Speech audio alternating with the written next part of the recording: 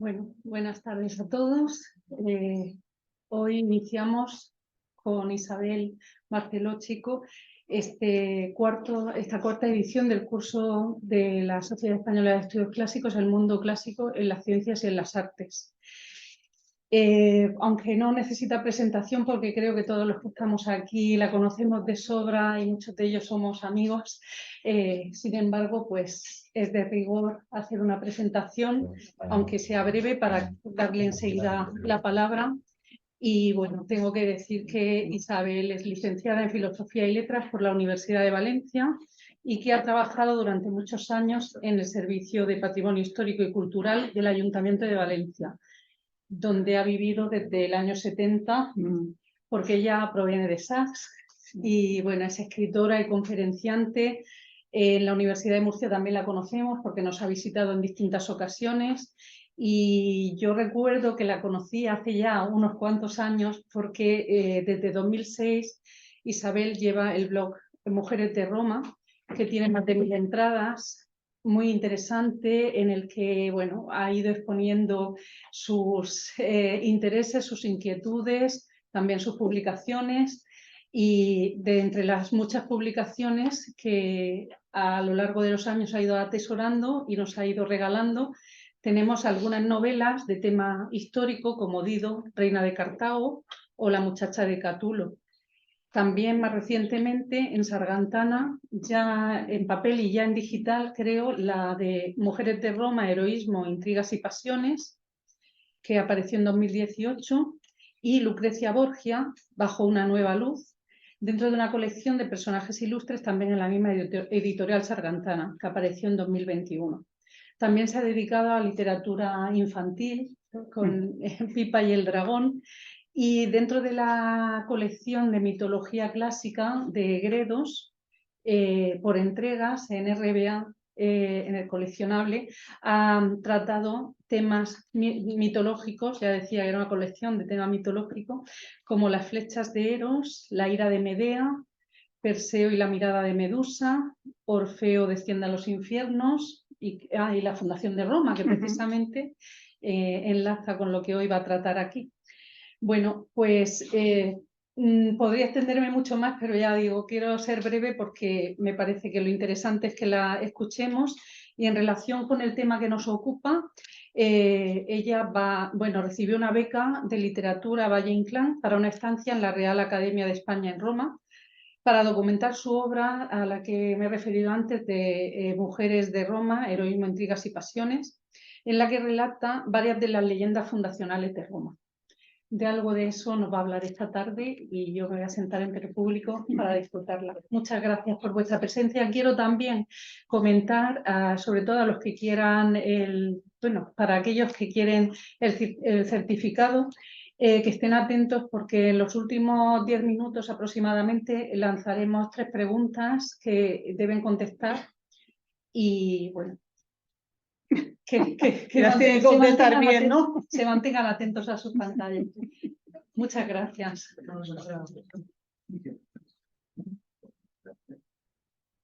Bueno, pues muchas gracias. Gracias, Charo Guarino, y sobre todo gracias por invitarme a participar en este curso y a quienes esta tarde nos acompañan. En el ámbito latino y romano, ningún mito ni leyenda fundacional es tan amplio, complejo y articulado como el que se refiere a la ciudad de Roma. Sobre los orígenes de esta ciudad hay dos posturas.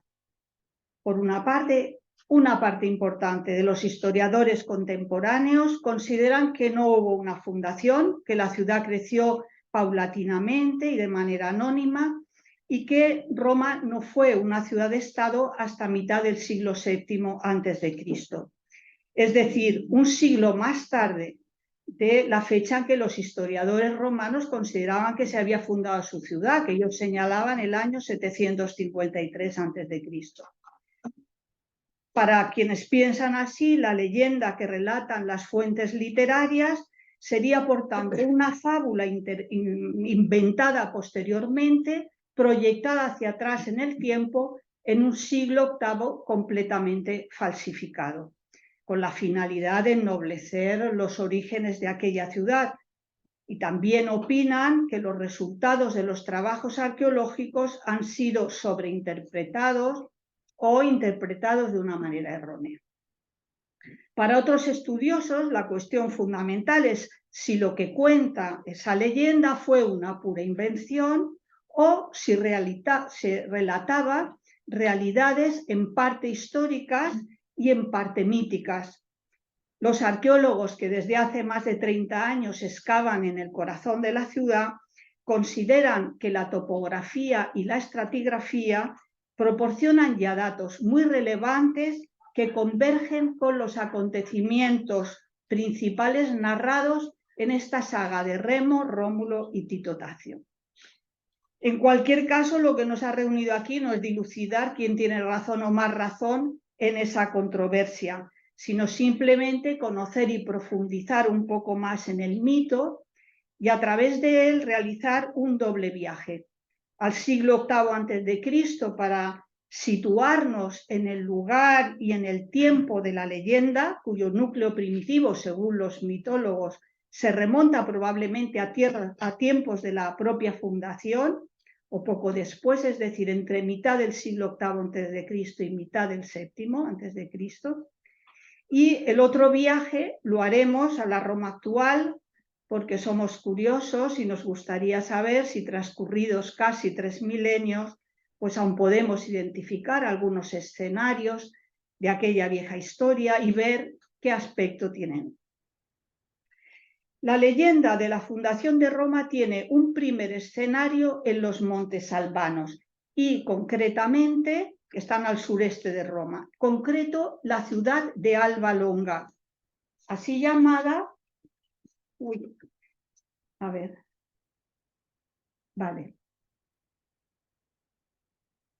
así podremos irlo pasando, ¿vale? Bien, la ciudad de Alba Longa era así llamada, decían, porque crecía muy estrecha y alargada alrededor de un ángulo del lago Albano. Esta ciudad era la más importante del territorio latino en el siglo VIII a.C. Los latinos compartían, como es lógico, una cultura antiquísima, una misma lengua, creencia, religión, sus reyes míticos, etc.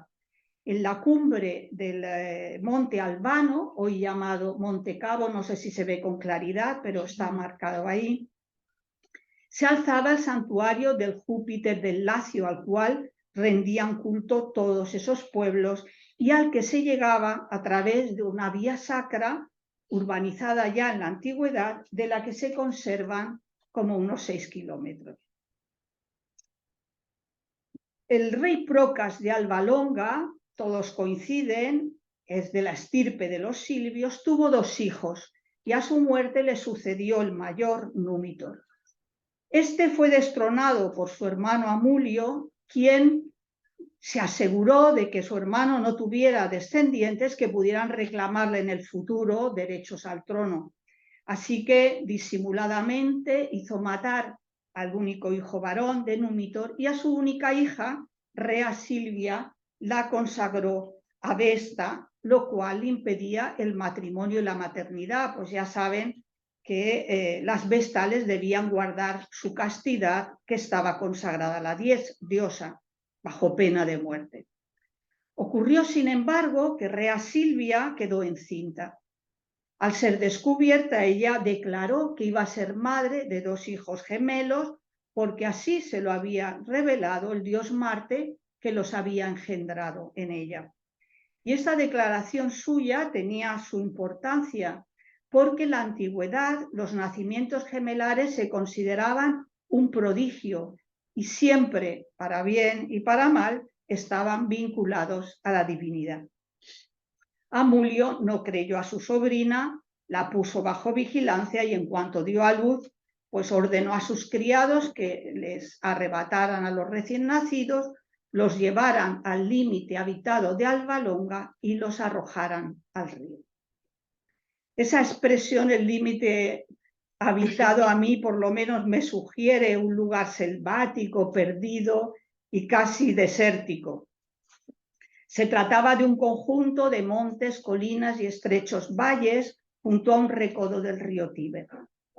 Lo que la leyenda omite decir, probablemente para que la fundación de Roma pareciese más extraordinaria, una especie de prodigio surgido de la nada, es que ese lugar estaba habitado por pequeños núcleos de población de 3 pueblos albanos, latinienses, belienses y querquetulanos, y que en la segunda mitad del siglo IX a.C. esas poblaciones se habían fusionado en una entidad llamada Septimontium. Contaba con una cierta organización, una articulación entre los jefes de cada uno de los poblados que allí había, pero no existía ni un poder centralizado, ni centro urbano, ni religioso, ni órganos de gobierno comunes. Llamo su atención sobre el hecho de que las colinas del Aventino, es que no tengo para señalar, con esto puedo señalar.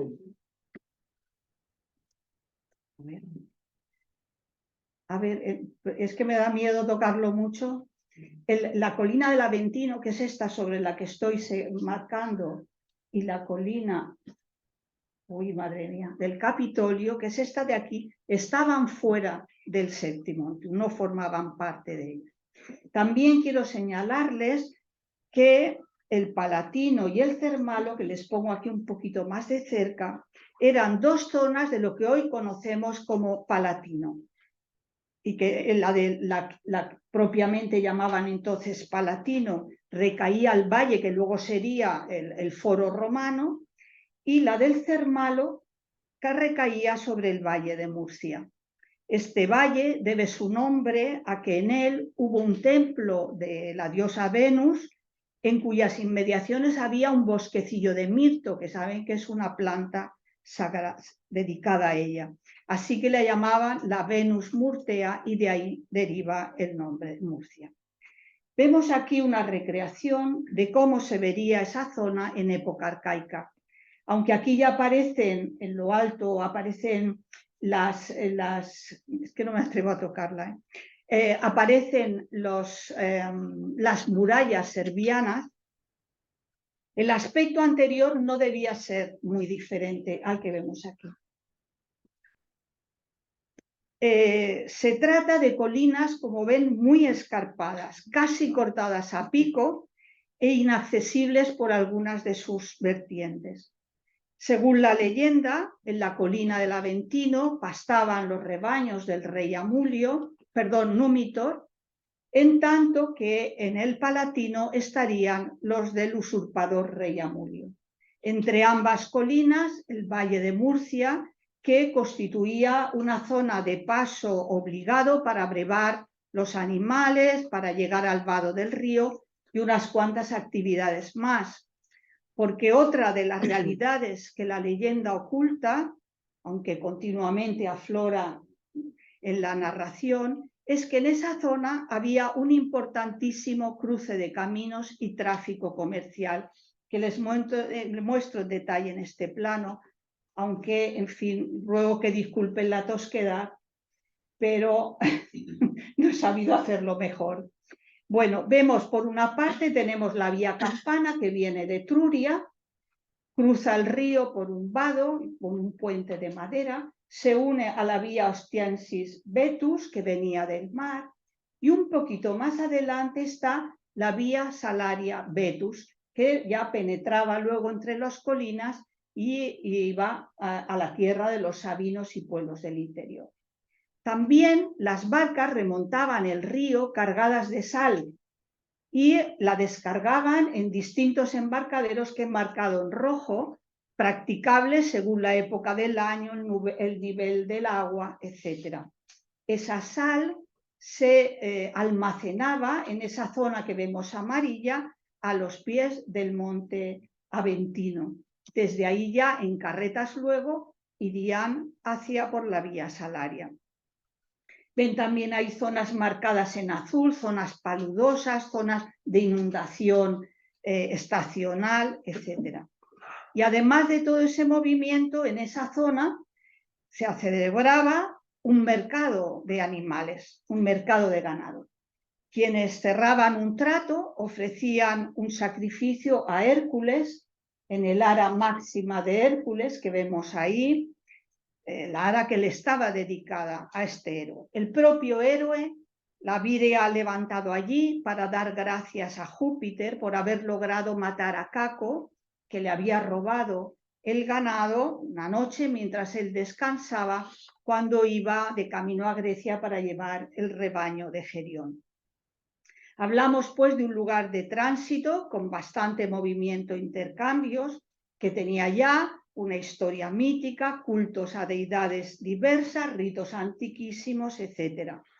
Como recordaba Georges Dumézil, gran estudioso de las religiones antiguas, tendemos a pensar que los fundadores y primeros habitantes de Roma eran unos pobres y miserables pastores y nos olvidamos de que tenían una cultura milenaria.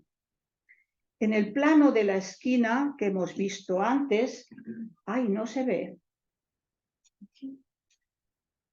Que no sé la pantalla completa, ¿o sí? Bueno, en un plano que se les he marcado antes, sencillamente había marcado el lugar que ocupa esto en el Septimontium. Me extraña que no esté.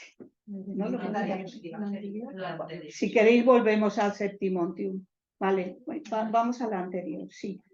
Es esta área de aquí y esta, espera, lo paso así. Y para que nos demos cuenta de que el Palatino está en el extremo exterior del Septimontium, pero es un lugar clave estratégicamente hablando. ¿Vale?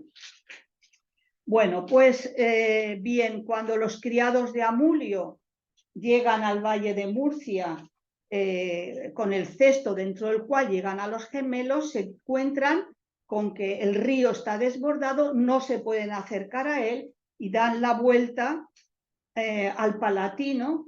Perdón, era esa zona que está vista más de cerca. Bueno, ellos se acercan por el valle dan la vuelta al Palatino para salir al codo del río a la altura del valle del Velabro. Allí arrojan la cesta en el agua y se marchan pensando que han cumplido ya con las órdenes que habían recibido. En la otra imagen vemos esa esquina del Palatino Cermalo entre el Velabro y el Valle de Murcia, y llamo su atención sobre el nacimiento de una escalera que se ve ahí.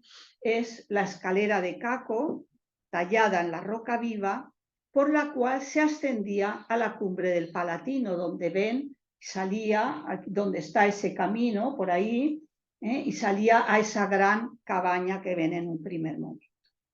Ese paraje sería el Teatro del Prodigio, porque esa frágil barquichuela con los gemelos no fue arrastrada por la corriente, sino que se mantuvo a flote y finalmente, cuando bajaron las aguas, fue empujada contra la ladera del Palatino, cerca de la cueva Lupercal, que era un lugar sacro donde los pastores rendían culto al dios Fauno, y cuya ubicación exacta a izquierda o a derecha de la escalera de Caco pues aún está por fijar.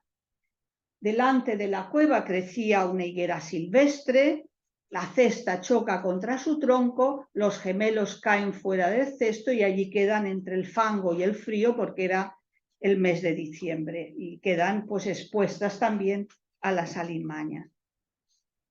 La higuera ruminal era el nombre con que se conocía aquella higuera y tuvo un papel simbólico en la primera alimentación de los gemelos. La leche que produce la higuera es muy parecida, tiene caracteres similares a la leche materna.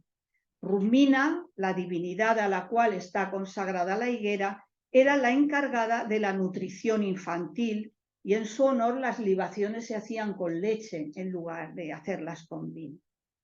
Remo y Rómulo recibieron una alimentación vegetal animal y luego humana. La primera vegetal a través de unos pájaros que les transportaban y les dejaban la comida con los piquitos ahí en los labios.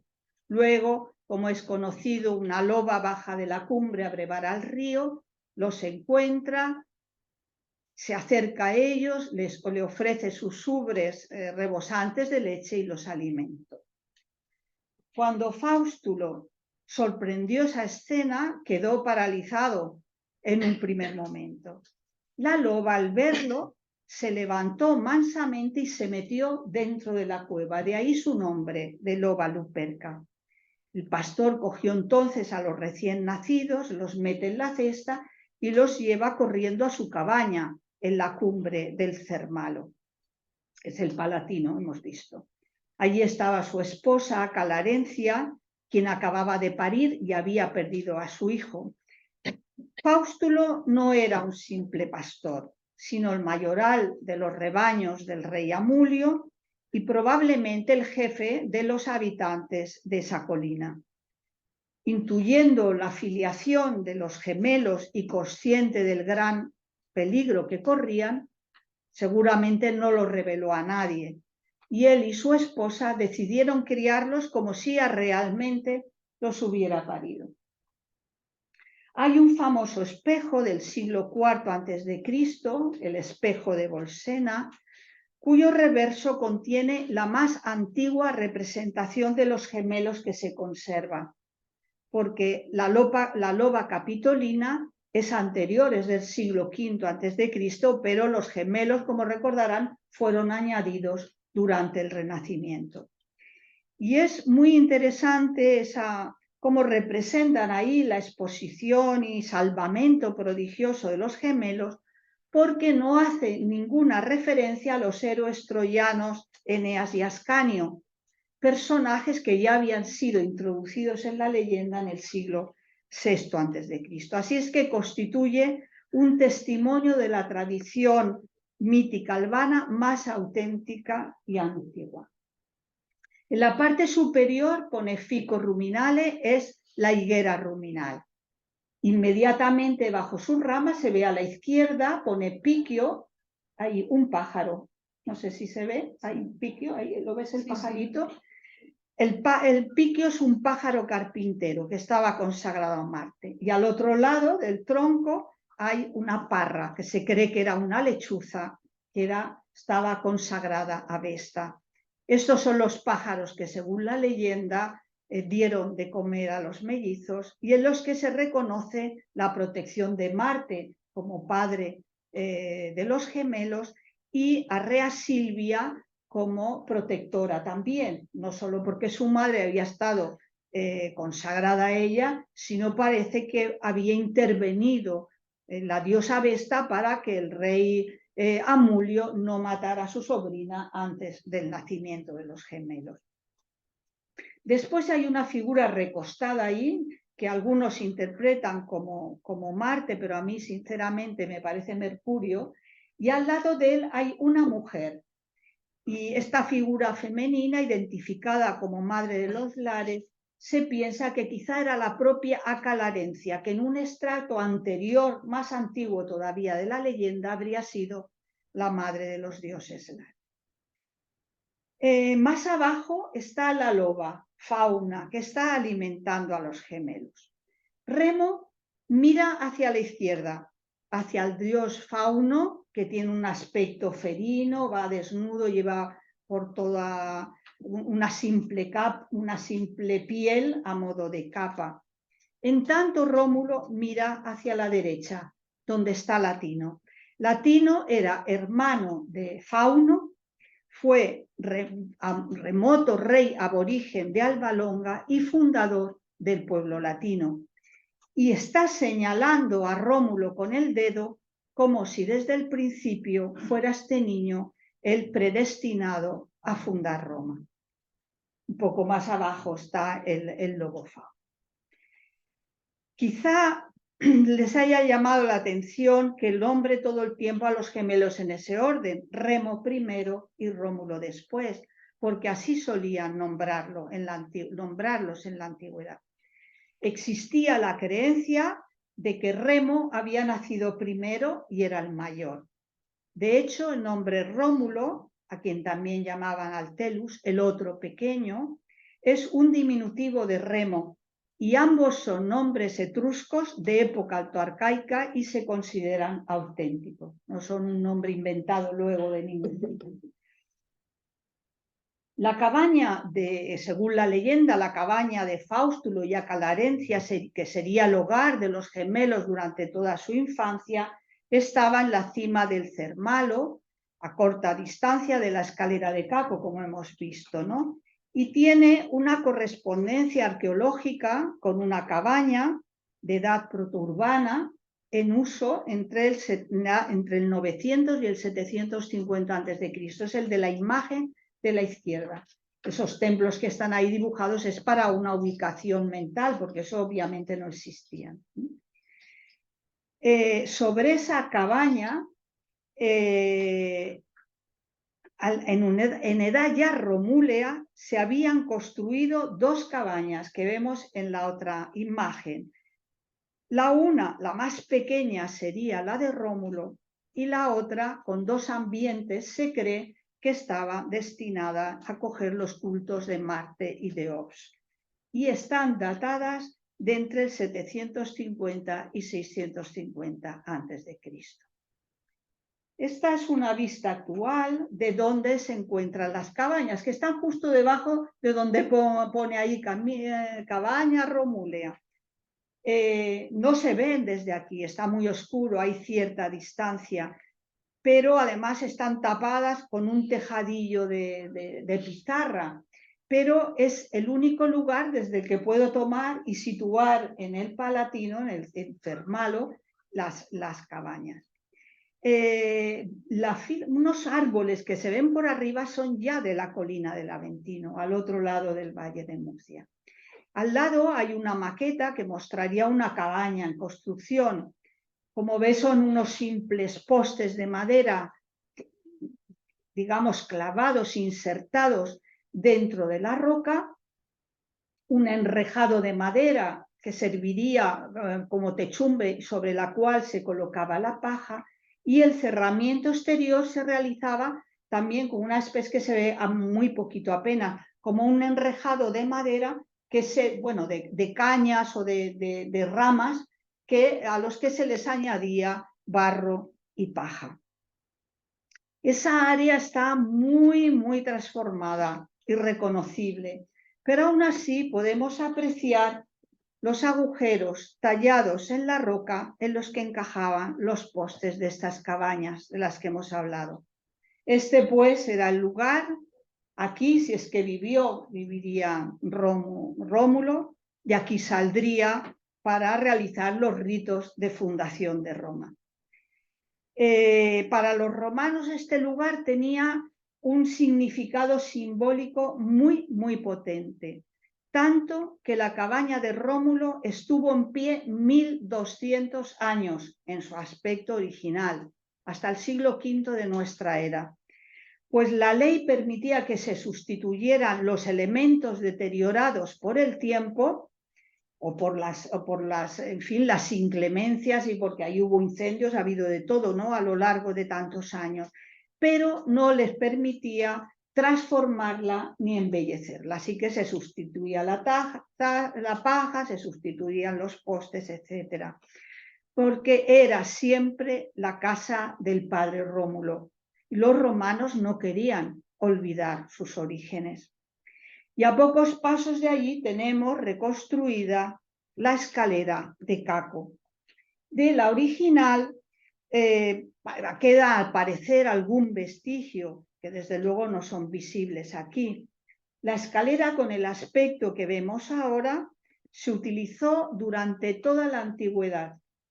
Y lindaba con el gran palacio que Augusto se hizo construir en el Palatino.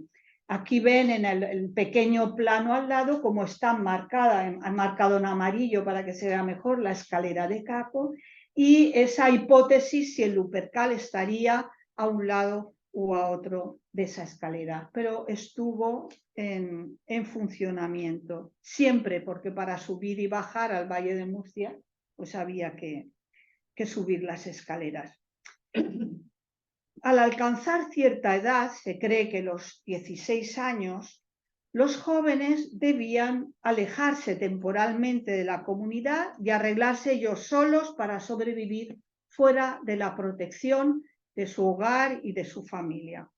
Era una forma de iniciación antes de reintegrarse en la comunidad como adultos. Aunque esto no lo explicita la leyenda, los mitólogos consideran que Remo y Rómulo, a la luz también de los sucesos que ocurrieron, vivieron también esa experiencia de iniciación. Volvemos a ese Valle de Murcia, ¿no?, para situarnos un poco en ese ambiente, y ese fue el Valle de Murcia y sus cercanías, el escenario de sus correrías para conseguir alimentos, cazar, sustraer ganado, defenderse o atacar a los criados de Númitor, etc. Hoy, convertido en parque, tiene este aspecto que ven aquí, mucho menos agreste. Desde tiempos arcaicos, este valle fue un lugar de carreras y juegos y espectáculos públicos, y en él se construyó el famoso Circo Máximo, que, como recordarán, llegó a tener capacidad para 250.000 espectadores, y cuyos restos se hallan a 9 metros de profundidad. Al fondo izquierda de la imagen son visibles las ruinas de los palacios imperiales del Palatino. Desde este otro ángulo apreciamos mejor la anchura del valle y del Circo Máximo, al menos de la pista. Los taludes que vemos a ambos lados, que se notan un poquito, evocan el graderío. A la izquierda, esos árboles de la izquierda, es la colina del Aventino, y a la derecha el Palatino. Al fondo está lleno de construcciones, pero se ve como una pequeña torre románica, la punta, la parte superior, que he marcado un poquito en rosa, no sé si se verá. Pues recuerden dónde está, porque donde hoy se levanta la iglesia de Santa María en Cosmedín, que ven aquí, a la cual pertenece esa torre, estaba en tiempos de los gemelos el ara máxima de Hércules. La vista está tomada desde la Rosaleda del Aventino, donde algunos expertos creen que estaba el antro de Caco, es decir, la cueva donde él escondía el producto de sus rapiñas y donde Hércules le habría dado muerte. Esta iglesia es archiconocida, seguro que quienes han estado en Roma la conocen, como la Boca de la Verità, por esa gran máscara de mármol ubicada en el pórtico. Dentro de la iglesia, la imagen de arriba se ve, donde la zona del coro del altar mayor, pues justo debajo hay una cripta. Y al bajar a ella nos encontramos con parte de un muro de bloques de tufo que era parte del complejo del ara máxima de Hércules, que desde su origen en tiempos arcaicos, previos desde luego a la fundación de Roma, se fue transformando y se convirtió en un recinto monumental de grandes dimensiones. Se cree que la cripta pudo ser excavada dentro de ese complejo, porque aparte de ese parece que hay restos por otras zonas. El velabro y el foro del antiguo mercado, el velabro fue durante la antigüedad el foro boario, el mercado de animales. Hoy está con algunos monumentos, como ese gran arco cuadrifonte de Jano y algunos más que no vemos. Y más cerca de la orilla están esos dos templos que vemos aquí, que es el templo de Hércules Víctor, que es el redondo, el más cercano al ara máxima, y el otro de Portunus, aquel rectangular. Volvamos a un paisaje más arcaico para reencontrarnos con los gemelos, cada uno al frente de su grupo de amigos, el día en que concluía su periodo de iniciación con los ritos de la fiesta Lupercalia, que se celebraba el 15 de diciembre en el calendario antiguo de 10 meses. Ese día, los jóvenes lupercos, pues así eran llamados, serían admitidos en la comunidad de adultos, como adultos, ¿no? Tras sacrificar una cabra al dios Fauno y realizar seguramente otros ritos en el interior de la cueva del Lupercal, los sacerdotes salieron y empezaron a preparar la carne y las vísceras destinadas a Fauno para el banquete ritual siempre, que debían compartir los lupercos. Entre tanto, los gemelos y sus colegas hacían ejercicios atléticos, desnudos, allí en el Valle de Murcia. De pronto, un pastor desde la cumbre les avisa de que unos ladrones les están robando el ganado. Los gemelos, seguidos cada uno de su grupo de compañeros, echan a correr en direcciones opuestas. Rómulo fue hacia el Velabro, lo he marcado ahí en amarillo, en tanto que Rómulo va hacia el fondo del valle en dirección antihoraria. Remo alcanzó enseguida a los ladrones, los ahuyenta, recupera el ganado y regresa triunfante con sus colegas. En ese momento de victoria aparece como superior a su hermano Rómulo. Aunque la carne y las entrañas estaban aún a medio cocinar, se apoderó de ellas y él y sus compañeros las devoraron sin esperar a Rómulo ni a los demás lupercos.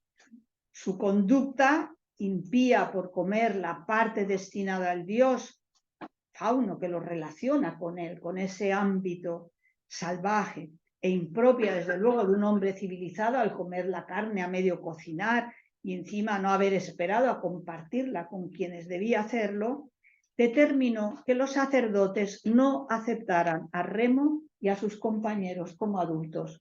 Así que, según los mitólogos, debía continuar, ese rechazo suponía que él debía continuar fuera de la comunidad un año más.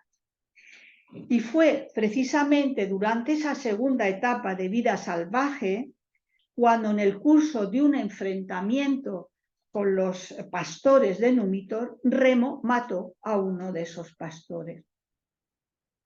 Días después, los siervos de Númitor, que estaban al acecho, aprovechan una ausencia de Rómulo, que ha ido a otra ciudad a celebrar un sacrificio, porque él sí que era adulto.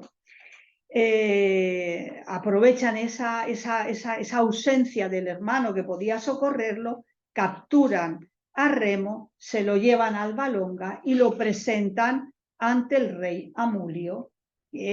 Cuando escucha las fechorías que había hecho, que hacía ese siervo suyo, lo castiga a muerte y se lo manda a su hermano Númitor para que sea él quien lo ejecute, entendiendo que Númitor es el más perjudicado, ¿no?, por las cosas que hacía este joven.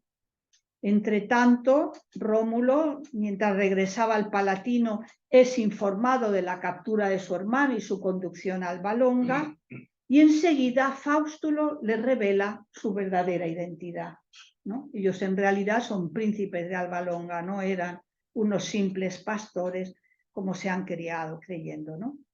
El muchacho reúne entonces a los demás pastores, se dirige con ellos al Albalonga, se presenta ante el abuelo Númitor antes de que éste ejecutara a Remo.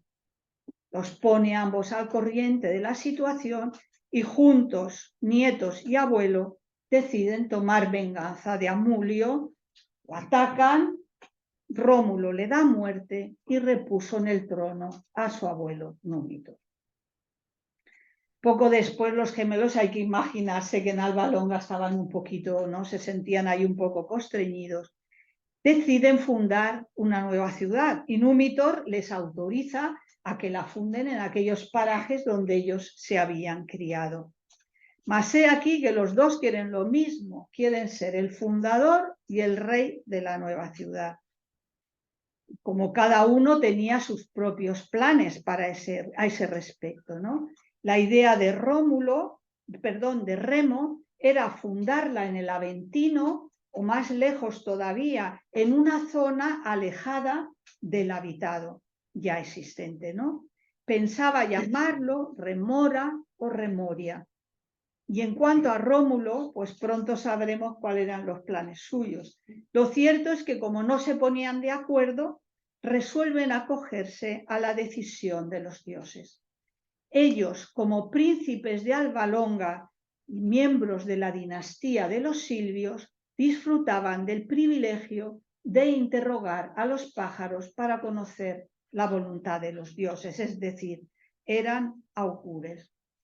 Para hacer la consulta se colocan en distintos lugares. He marcado en verde el lugar donde se colocó Remo, que es en el monte Murcus, que hoy está en lo que hoy se llama el Piccolo Aventino, pero unos autores dicen que estaba en un extremo y el otro en el contrario. He marcado los dos, en alguno de ellos sería. Mientras que Rómulo se coloca en lo alto del Aventino, en ese punto concreto. Y ellos trazan los auguráculos, que hay un plano ahí de cómo estaba, en fin, se crea allí un espacio en el suelo a partir del cielo, se trazan unas líneas para poder saber cuando los pájaros vienen o no van, si el augurio es favorable o no lo es. Esos eran los auguráculos. Remo los observan los pájaros cuando amanece y antes de que salga el sol. Remo vio seis buitres volar en la dirección favorable y Rómulo un poquito después vio 12. Les muestro los edificios que hay hoy sobre o junto al lugar en el que tomaron los augurios cada uno de los hermanos. Rómulo, donde estaba el auguráculum de Rómulo, es San Alessio, allí en la cumbre del Aventino. Los otros son Santa Sabina, este primero, o San Saba, el de abajo, que sería donde estaba el auguráculum, donde lo puso Remo. Y a mí la verdad es que me resulta curioso que todos ellos sean lugares sagrados, como sagrados eran los templum in terra de los que habían hecho ellos para tomar los augurios. Tras esa toma de augurios se produce una discusión entre los hombres de Remo y los de Rómulo.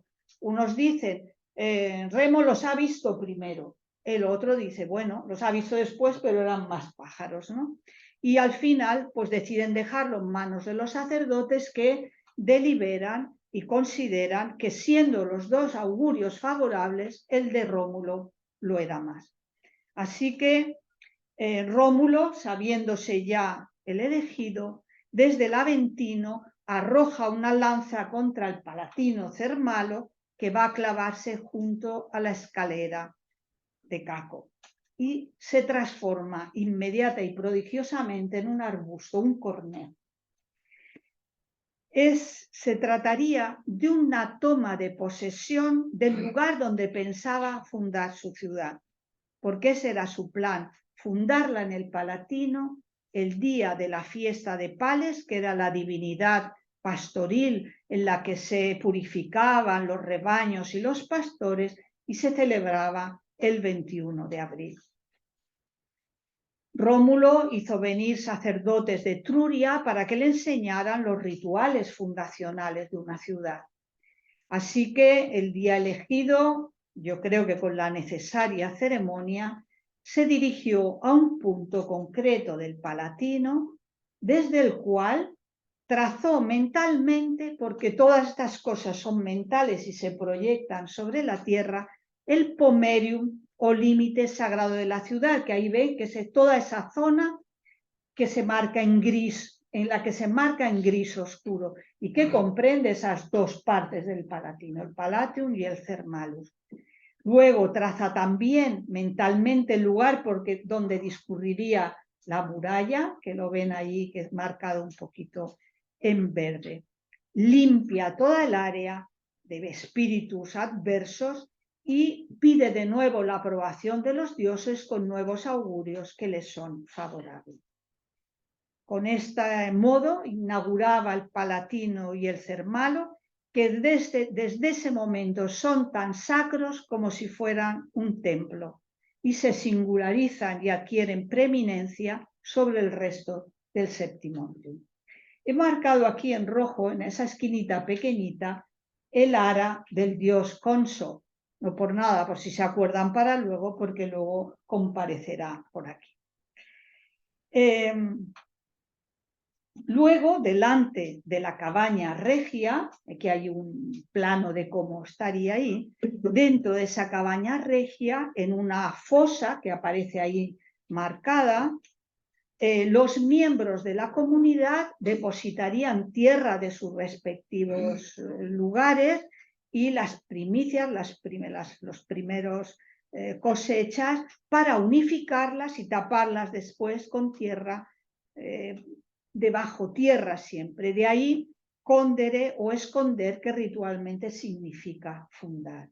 Luego, junto a esa fosa, erige un ara, que la vemos también ahí marcada. Vemos también el corniolo ahí marcadito, ¿no? Eso es el cornejo. Ahí es donde se había clavado la flecha, la lanza de Rómulo.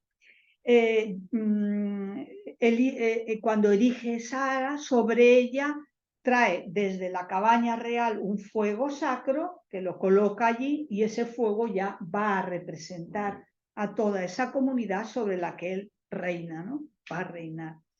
Al sonido de la tromba, el rey hace resonar los nombres de la ciudad. Según los anticuaristas romanos, el nombre iniciático, amor, el nombre sacro, flora, y el nombre político, Roma o Roma Quadrata, que dicen algunos que sería así.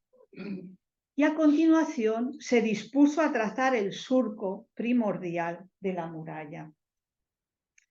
Lo va a hacer en torno al Palatino y va a seguir, en fin, más o menos ese trazado, el que se supone que ella la había corrido, ¿no? La fiesta de Lupercalia. Bueno, para ello él unce un toro y una vaca blancos, la vaca siempre por la parte de dentro, y él mismo con el arado comienza a trazar ese surco en sentido antihorario. Empezó donde he marcado arriba con una cruz. Empieza ahí y en ese sentido antihorario.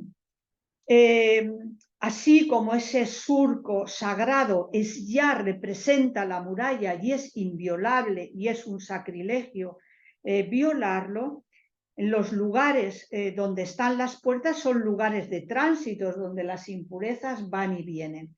Por lo tanto, cuando se llega al lugar donde habrá una puerta, se levanta el arado del suelo y se continúa adelante. Rómulo hizo 3 puertas, una de ellas de la que no se conoce el nombre. Esa primera se cree que estaba en la escalera de Caco, para poder permitir allí. La otra es la Mugonia, que está más o menos frente a donde estaría ahora la Basílica de Magencio, y la Románula, próxima al altar de Vesta, que fundaría luego extramuros de la ciudad. Al llegar a esta última, Rómulo sacrificaría el toro y la vaca. Sin embargo, mientras trazaba ese muro primigenio, ocurrió un hecho nefasto. En un punto determinado, Remo, que estaba de bastante mal humor, bien por mofarse de su hermano, bien por humillarlo, saltó el surco sacro de fuera hacia adentro. En ese mismo momento, Rómulo saca su espada o la toma de otro que esté a su lado y lo atraviesa con ella, diciendo: así muera todo el que ose cruzar mis murallas. Desde luego, cualquiera que violase el muro cometía un sacrilegio y era castigado con una maldición que lo expulsaba de la comunidad y lo consagraba a los dioses infernales, algo que solo podía ofrecérseles, obviamente, mediante la muerte. Así que con este acto Rómulo cumplía una doble función: defender su ciudad y restablecer la paz con los dioses, rota por el sacrilegio de Remo. Según la tradición, este hecho acaeció en una cuesta llamada Clivus Palatinus, a pocos pasos del arco de Tito. Esta es la reconstrucción del lugar donde donde fueron hallados 4 cipos que están ahí plantaditos, 4 cipos que señalaban el lugar donde se creía o se tenía como tradición que había violado el muro Rómulo. Está marcado en verde el trazado hipotético de la muralla, ¿no? Así en horizontal, remo salta de la parte más exterior hacia la interior. Los cipos eran de edad augustea y reproducían otros que eran más antiguos. Ahí vemos uno que está en los museos capitolinos, perdón, en el Antiquarium del Palatino, que es uno de estos hallados aquí. En esta fotografía les he marcado en rojo ante el arco del Tito, pues hay, en fin, muy grosso modo, el lugar donde se habría producido la muerte de Remo. La fundación operada por Rómulo, desde luego, no supuso un cambio del habitado ni una modificación de su topografía, sino una transformación sacral y jurídica del centro simbólico del Septimontium. Creado ya ese poder centralizado, se sucederán una serie de acciones que completarán ese proceso fundacional y que durará varios años y transformará ese habitado del sitio de Roma en una ciudad. No disponemos de tiempo, ¿verdad?, para detenernos en todas esas acciones, que fueron muchas, pero repasamos brevemente algunas. Para incrementar la población de su ciudad, Rómulo creó un asylum en un lugar al que podían acogerse personas de toda condición, y él se comprometía digamos, a protegerlos y a darles la ciudadanía. Eso era en la colina del Capitolio, que vemos aquí en su época arcaica, también tan escarpada como las demás. Tiene como 2 cumbres, y aquí en esa parte que une las 2 cumbres, que es un poco una depresión, allí es donde puso Rómulo su asylum. La actual plaza del Campidoglio ocupa esa depresión y la verdad es que parece darnos la bienvenida, ¿no? En realidad el asylum estaría orientado hacia el lado del foro, no hacia el exterior, como está la plaza del Campidoglio, pero a mí me gusta, ¿no?, de tener esa sensación de que nos acoge a todo el que quiera ir allí, ¿no? Vinculado al asylum de Rómulo estaba un templo de Bellovis, una parte del cual se conserva debajo de esa plaza dentro de los museos capitolinos. Un episodio, a mi parecer, de gran valor en el devenir de la ciudad ocurrió al poco tiempo de la fundación. Al parecer, los jóvenes de la recién fundada Roma no contaban con muchachas con las cuales unirse y procrear hijos. Según unos, el propio Rómulo habría enviado embajadores a otros pueblos para que se las concedieran como esposas, y fue rechazado. Según otros, actuó por su cuenta, y desde el punto de vista mitológico parece que puede ser lo más cierto, porque también los héroes cumplían acciones negativas. El rapto de las mujeres, por otra parte, es un motivo mítico recurrente en la fundación de muchas ciudades. Lo singular del rapto de las Sabinas es que se produjera con motivo de una fiesta, en la cual Rómulo había invitado a las poblaciones vecinas, la mayor parte sabinas.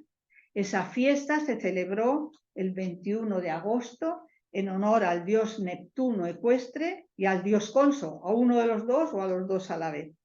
Ese Conso, del que hemos visto marcado en esa punta, era una divinidad vinculada a los ritos agrarios y venerada desde luego desde antes de la fundación.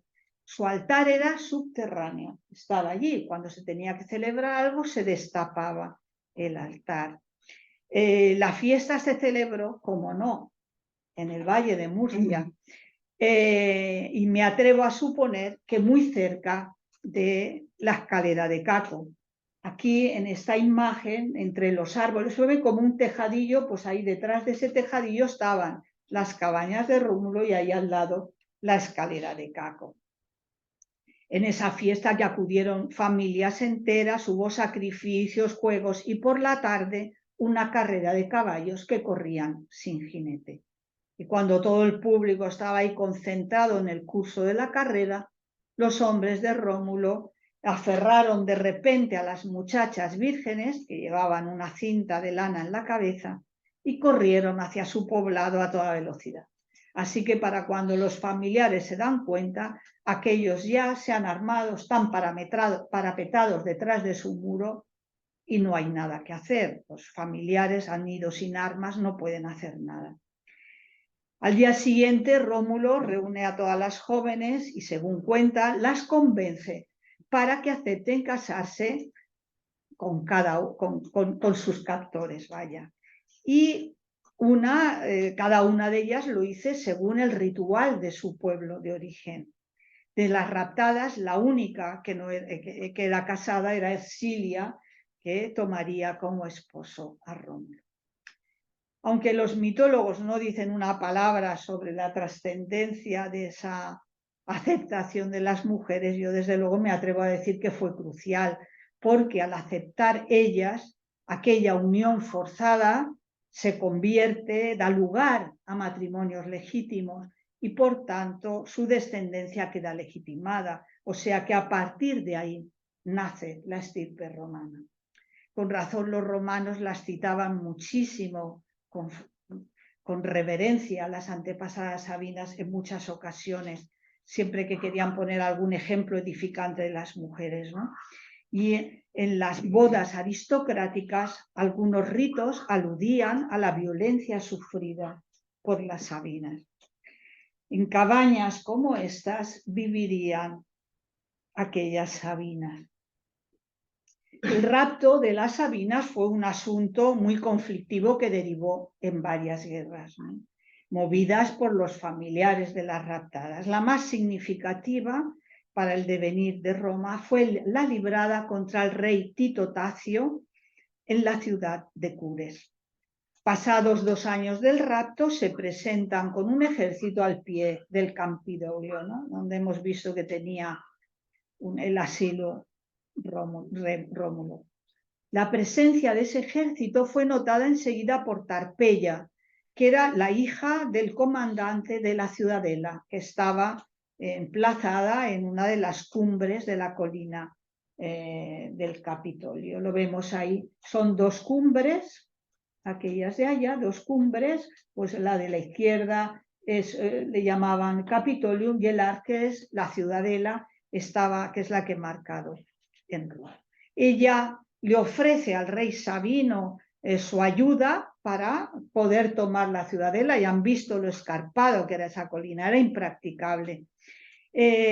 Así que hay quien dice que lo hizo por codicia al ver los brazaletes de bronce que llevaban los soldados sabinos en el brazo izquierdo. Otros piensan que quizás se sintió atraída por el rey. Ella probablemente era una virgen vestal. Entonces ella de noche les muestra la forma de alcanzar la cima por caminos de cabras, y cuando le reclama al rey que le entreguen la recompensa que ella había pedido, él y sus hombres le lanzaron los escudos, que eran de madera forrados de bronce, que llevaban en el brazo izquierdo. La joven quedó sepultada por los escudos y los sabinos lograron una posición dominante sobre sus enemigos romanos. Todos los años, el 13 de febrero, o sea, un día como el de mañana, primer día de las Parentalia, las vestales celebraban un rito. El primer rito lo celebraban ante la tumba de Tarpeya en el Campidoglio. ¿Qué significado tendría ese rito si era para aplacar a una Tarpeya irritada o porque era una virgen vestal? No se sabe muy bien por qué razón, pero lo cierto es que el primer rito era ante la tumba de Tarpeya.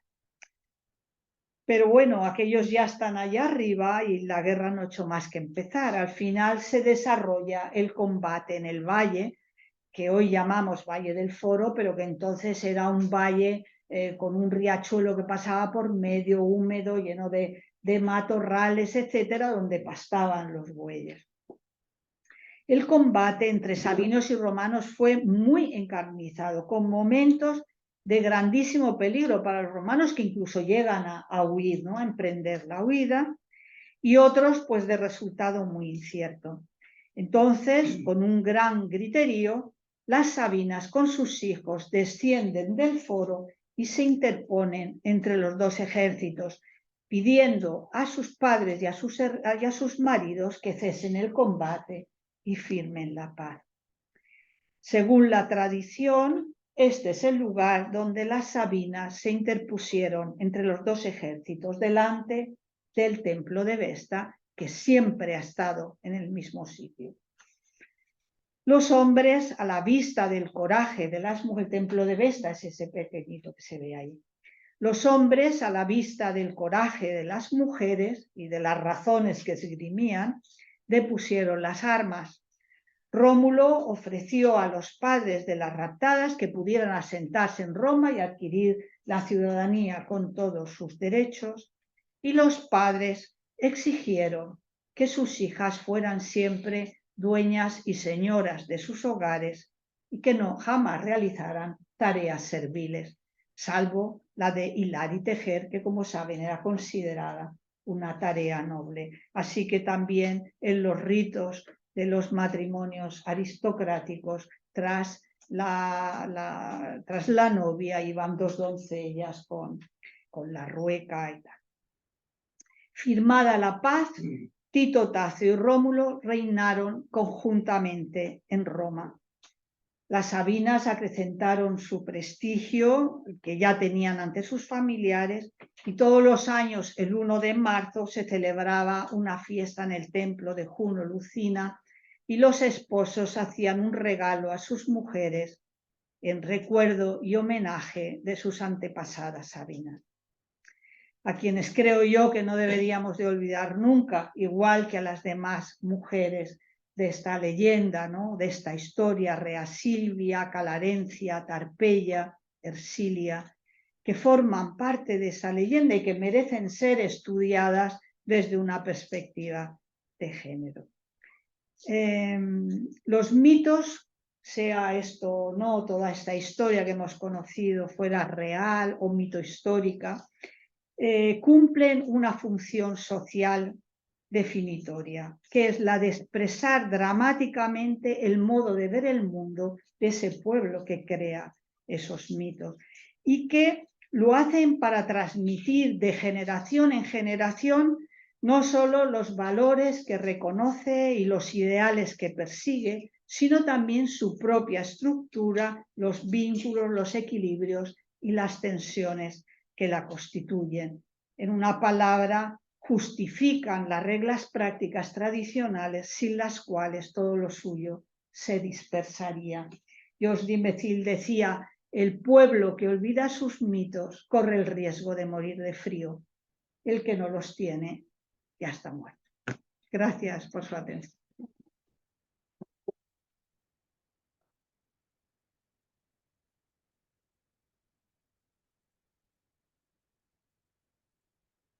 Bien, muchas gracias, Isabel. La verdad es que como ya augurábamos y sabíamos, hemos disfrutado y aprendido muchísimo en este recorrido hacia atrás a los orígenes de la Fundación de Roma.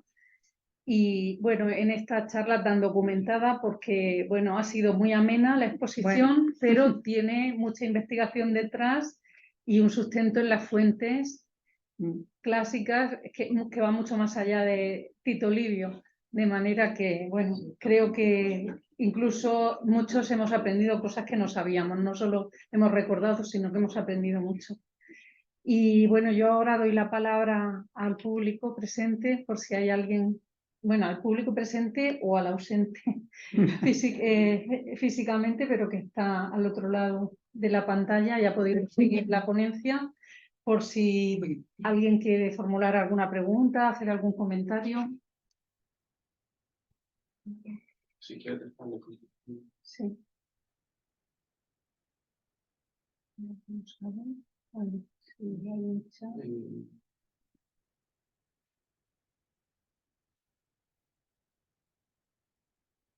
Si no hay preguntas, yo sigo contando alguna cosa más. Nos encanta, ¿viste? Sí, ¿no? Pero, por ejemplo, a lo largo de todo este relato os habréis ido dando cuenta de cómo esos gemelos que los mitólogos llaman cooperativos conflictuales empiezan estando muy unidos, y con el paso del tiempo se van separando cada vez más. Todos los hechos negativos se acumulan de la parte de Remo y todos los positivos de la parte de Rómulo. Es el primero que sabe su identidad, el que salva a su hermano de la muerte, repone a su abuelo Númitor en el trono, porque él, al ser el vencedor de Amulio, podía reclamar el trono para sí, tenía derecho a hacerlo, él lo deja, y además es luego, evidentemente, el elegido por Júpiter, para la fundación de Roma, ¿no? Y entonces es una cosa muy curiosa. Y muchas veces se oye hablar de Rómulo y Remo como fundadores de Roma. Y los expertos piensan que el hablar de ellos en plural como fundadores es porque los dos forman una unidad mítica inseparable, porque Remo cumple la función de ser el opositor de Remo, el antihéroe de Rómulo, el antihéroe frente al héroe. De ahí que exista todavía, yo lo digo muchas veces, ¿no? Los fundadores de Roma no se pueden separar, porque son el uno sin el otro no estaría caracterizado el héroe, ¿no? El héroe principal. Claro. Sí. Por contraste. Sí, ese contraste. Seguramente de esta leyenda todos los guionistas que escriben series televisivas, películas, etcétera, tienen aquí una fuente increíble, ¿no?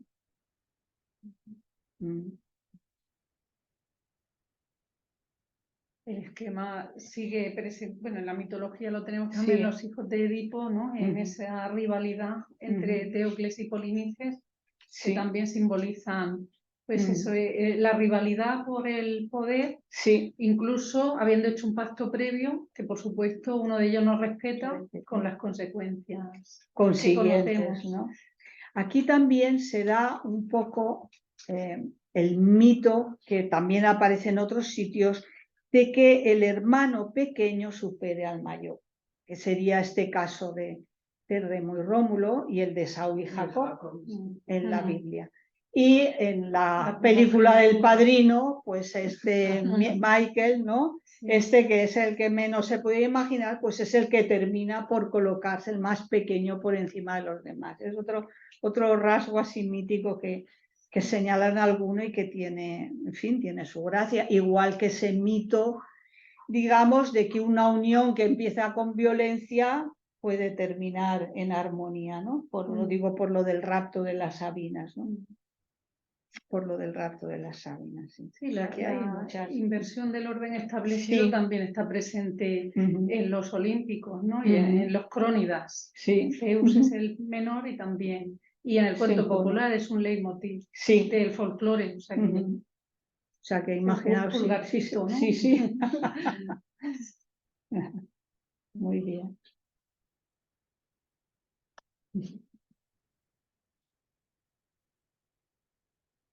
No sé. ¿No se os ocurre ninguna pregunta?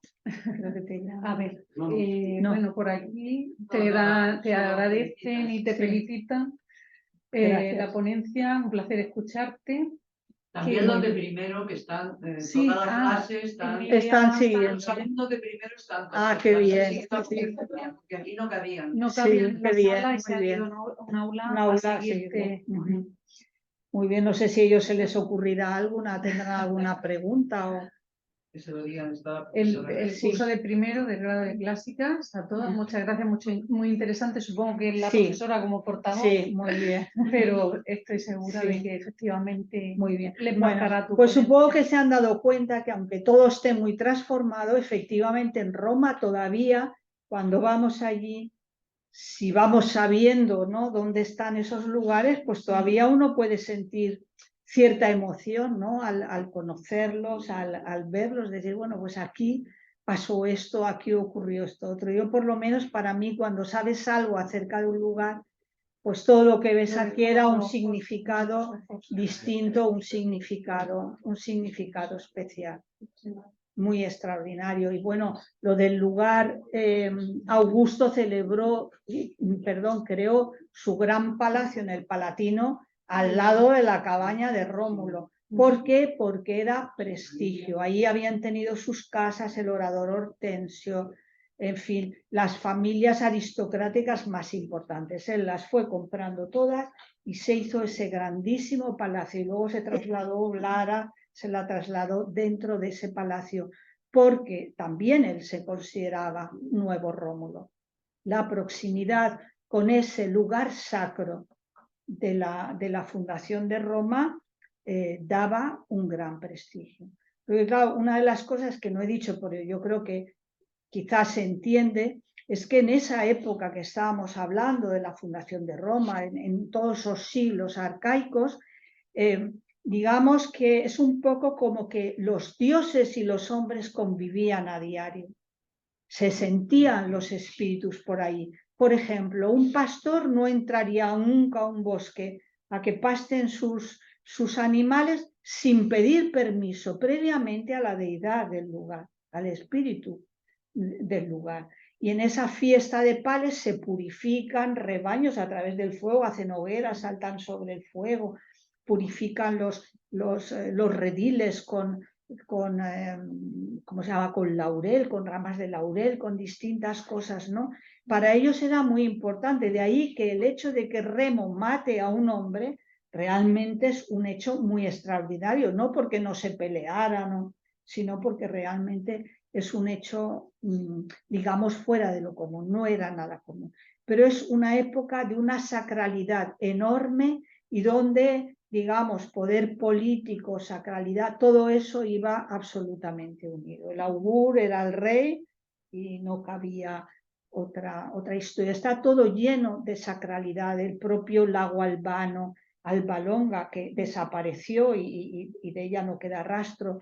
Todo eso era un lugar sacro y realmente vas allí y no sé, algo de esa sacralidad a mí me parece que aún permanece, ¿no? Esa sacralidad. Sí, la simbología que está presente también en las fiestas, en los fastos, como nos cuenta Ovidio, en el mes de febrero, las Lupercalias, con esos ritos en los que se latigaba a las mujeres, ¿no? Y que se suponía que eran de fecundidad. Para fecundidad. Sí, los gemelos están muy vinculados a ese rito de las Lupercales, pero sí que se cree que eran anteriores, o sea, eran anteriores a la fundación de la ciudad, pero ellos sí, sea por el que establecieran el recorrido que hacían la carrera de los Lupercos, y era muy famosa. Lo que pasa es que luego con el calendario nuevo se celebraban el 15 de febrero, que es muy famosa, el día de las Lupercalias de César, cuando le ofrecen a César una corona, César la rechaza y que da lugar, en fin, a una situación de tensión enorme que desembocaría unos días más tarde con su asesinato.